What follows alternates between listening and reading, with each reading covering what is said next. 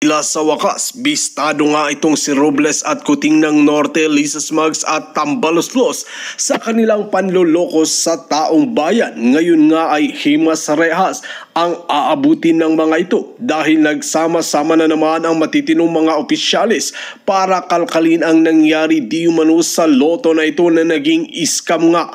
Dito natin makikita mga kaibigan na ngayon nga ay talagang pinapanalo nila ang mga kamag-anak nila at pinapataya lamang at pinapataas ang mga pot money para mainganyo ang ating mga kababayang Pinoy na hindi naman sila nananalo kailanman. Dito nga natin makikita na sunod-sunod ang nanalo dahil nga naging scam na ang tinatawag na loto na ito dahil kay Tambaloslos at Romualdez at Robles na ito. Ngayon nga ay hindi na sila tinatantanan ng mga batikang mga lawyer at mga abogado para maparusahan sila at mapunta sila sa rehas.